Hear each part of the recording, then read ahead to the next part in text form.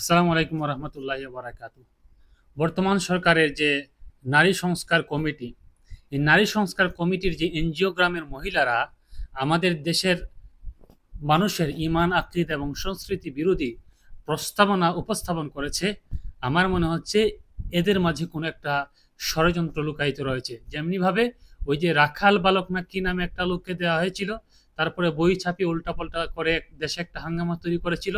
আমার মনে হচ্ছে এই মহিলারা আমাদের দেশের কালচার সংস্কৃতি জানা সত্ত্বেও, দেশের মানুষের ইমান আকীদা জানা সত্ত্বেও তারা এই সমস্ত দ্বিমুখী গণ বিরোধী আপনার প্রস্তাবনা উপস্থাপন করে আমার মনে হচ্ছে তারাও একটা দেশে আপনার হাঙ্গামা তৈরি করতে যাচ্ছে। তাই আমরা অনুরোধ করছি বর্তমান সরকারের প্রধান উপদেষ্টা, তিনি আবার ওনার ফেসবুক ভেরিফাইড পেজে উনি আপলোড করেছেন ওনাদের যে প্রস্তাবনাগুলো।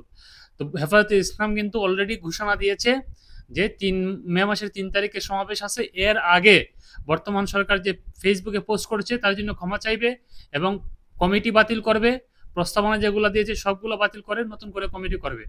আর তাদের বিরুদ্ধে তদন্ত করা হোক, কেন কাদের ইন্ধনে তারা দেশে একটা হাঙ্গামা তৈরি করার জন্য দেশের মানুষের ইমান আকীদা কালচার বিরোধী এই রকম তারা মত উপস্থাপন বা প্রস্তাবনা পেশ করেছে।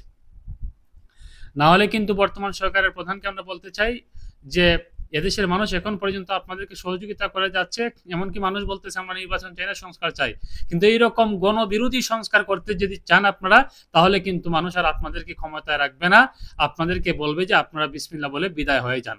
তাই এই কথা বলার আগে এবং মে মাসের 3 তারিখের আগেই আপনি প্রধান উপদেষ্টা, যিনি আমাদের সম্মানিত প্রধান উপদেষ্টা ডক্টর মোহাম্মদ ইউনূস, আপনি এই মে মাসের 3 তারিখের ভিতরেই আমাদের হেফাজতে ইসলামের যে দাবি তা বাস্তবায়ন বা পূরণ করুন অবিলম্বে, না হলে কিন্তু মানুষ আবার জাগবে। এবং তারা যে যৌনকর্মীদেরকে আপনার শ্রমিক হিসেবে দাবি করতে চাচ্ছে, তারা কি যৌনকর্মীদের কাছে গেছে তারা কত কষ্টে আছে বা কত সুখে আছে, তারা কি কাজ চালিয়ে যেতে চায় নাকি তারা সুন্দর একটা জীবন চায়, এটা কি কোনোদিন দেখছে? যায় দেখে নাই।